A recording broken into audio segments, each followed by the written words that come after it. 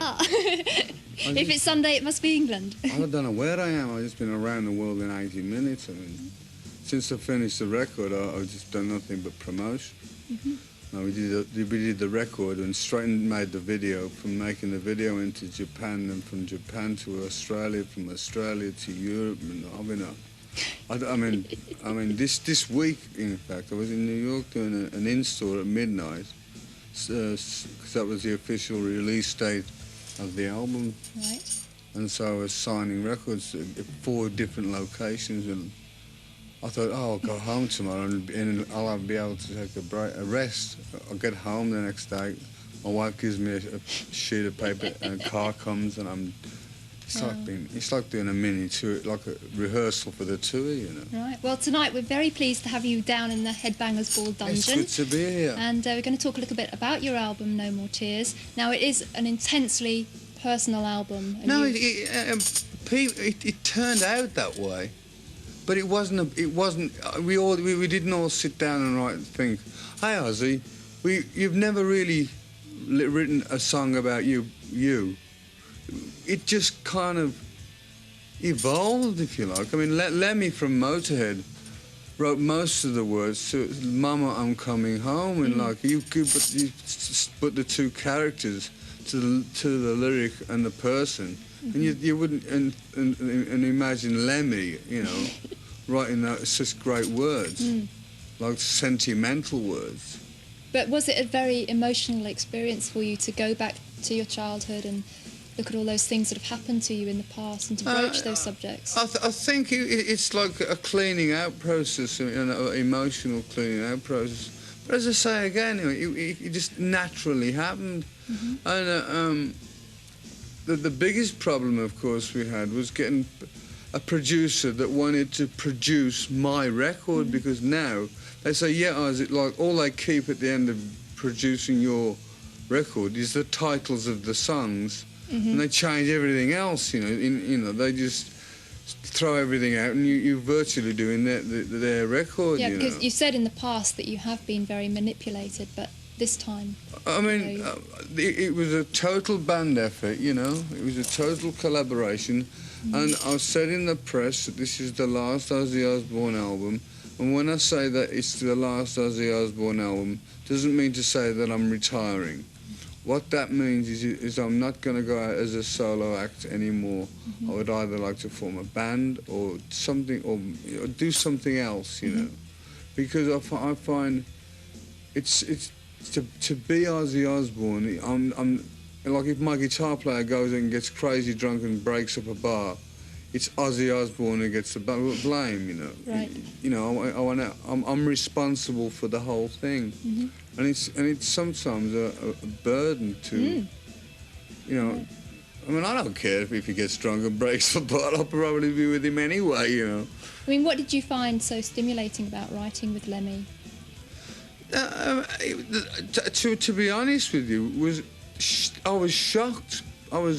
Because he'd moved to Los Angeles, and my wife said that he'd found out his address. And Lemmy and I go back many years ago. We've fallen out of many bars and tents at gigs and festivals and things. And I went round to his apartment. He said, "Let me read you these lyrics," and he read me the lyrics to the song on his album 1916. That's right, the title track. I said, "You wrote those?" Fantastic. You know, I said, "You should quit rock and roll and write books," you know. And then I said, "Lemmy, I'm writing some lyrics," you know. And the collaboration between him and I mean, it was great, because a lot of Lemmy is tongue-in-cheek humour. Right. Like one of the lines he wrote on as a song called "I Don't Want to Change the World, I Don't Want the World to Change Me," and one of the lines in the song is, "They tell me I'm a sinner, I've got news for you. I spoke to God this morning and he don't like you." Now in America that goes straight over their heads, you know. You know. Right. And it's like tongue-in-cheek, so it's like a giggle, you know. It's not serious. Well, we're going to talk some more in a moment, but coming up now, we've got the title track to your video, to your album. Would you introduce it for us? Yeah, it's the title track of my new album. It's called No More Tears. The title track of Ozzy Osbourne's brand new album. And of course, Ozzy is our special guest in the studio tonight, so we talk a little bit more Ozzy. And that video is very theatrical kind of video, no metal cliches in sight. Is that kind of an indication of your stage show? No, no. It's nothing to do with the stage show. It was just the director's vision of what he saw the song to. Because, like, you give the song to directors, and they come back with what they think the video should be about, and that's really my wife's department, because I really have no direction or anything to do with the videos. Like the theatrical side of Ozzy. I mean, Ozzy Osbourne is like the invisible person. Is my wife. She does all the costumes. I mean, to wear this, don't wear that. Do your hair like this, and she gets me together, because I just walk on there with denim jeans and like regular guy. But she sort of moulds me, if you like, and she's sort of the theatrical side of it, and she designs. She goes with designers to design these stage sets, and all that stuff. I hate all that, We'll have, I don't know. It's a different world. All I want to do is get up there and rock and roll, Right. And I would imagine that recording an album is a very different proposition to when you were recording albums all those years ago with Black Sabbath. Well, now it's become so technical. I mean, I remember. It's ridiculous. I remember when I recorded my first album ever with Black Sabbath, and we had a transit van. We drove from Birmingham down to London, got into this little pokey studio somewhere in Regent Street, recorded the whole thing in 2 days, got back in the van and went to Switzerland to do a residency work. And that was it, Now it's like you got all these computers saying error, and little flashing lights and waving funny. I mean, it's like I've got more idea of the Star Trek desk than the recording desk. I mean, it's ridiculous.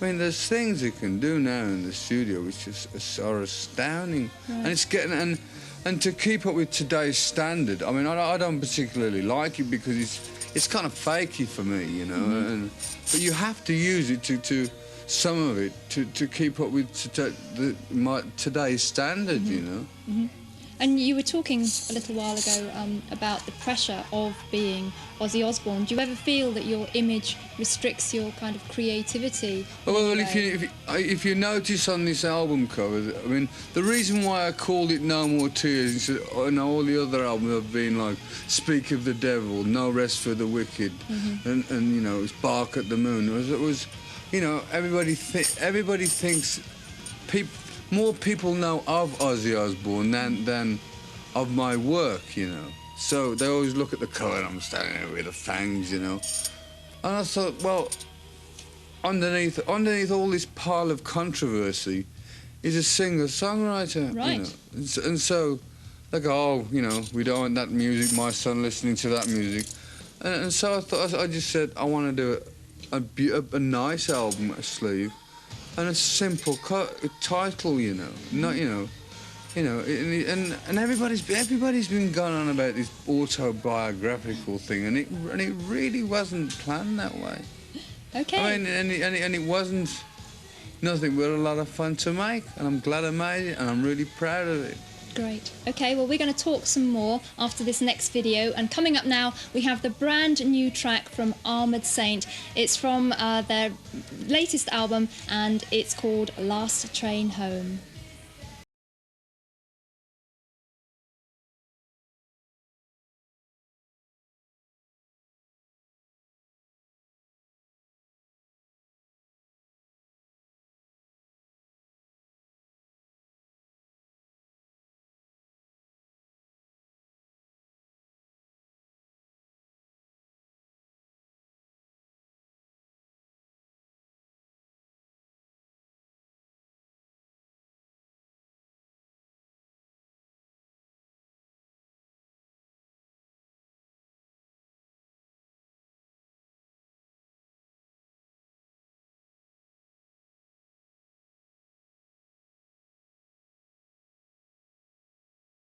I went home with a short back and side and a boat and like a regular suit. Then my kids would scream and run and say, "Dad's gone mad," you know.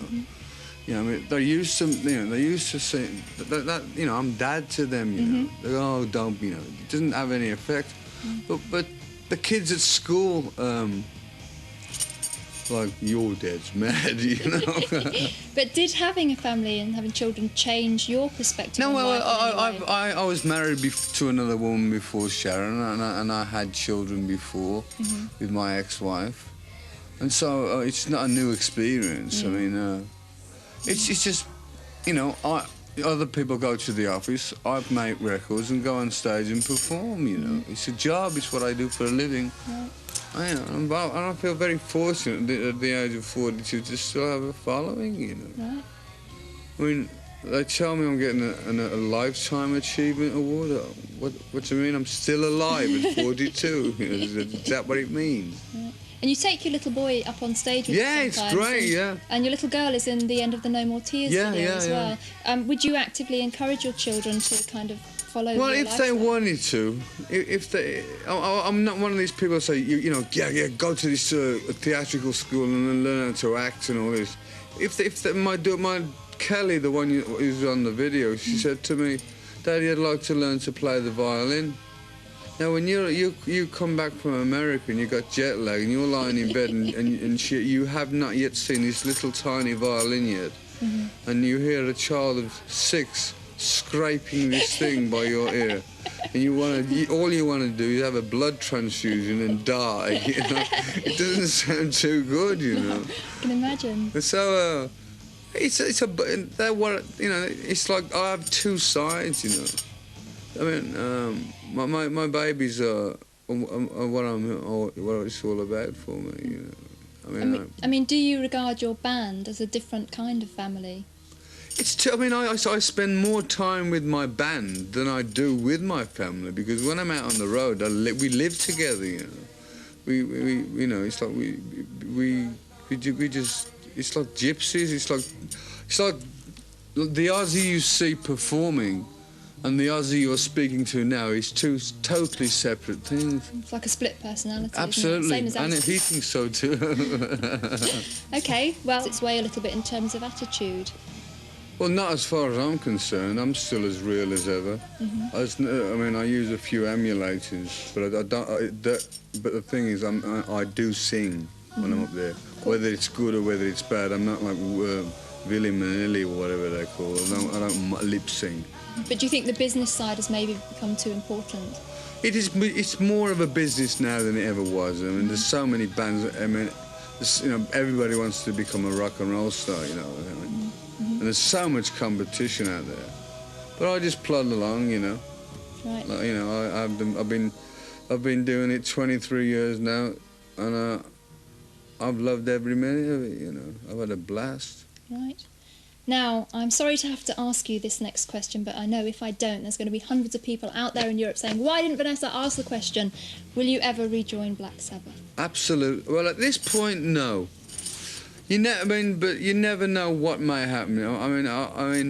I have got no immediate plans. My musical direction and their musical direction is worlds apart. Billboard lives in California. Right. I don't know where the others live. I don't have any communication with them. I have no plans, but stranger things have happened, you know.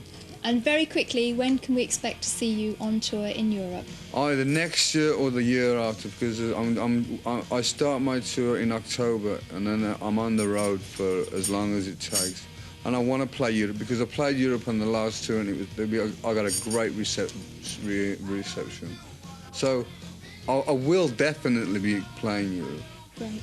Okay, well, I want to wish you luck with that, and good luck with your album, and thank you very much for joining us tonight. My pleasure, Vanessa. Right, many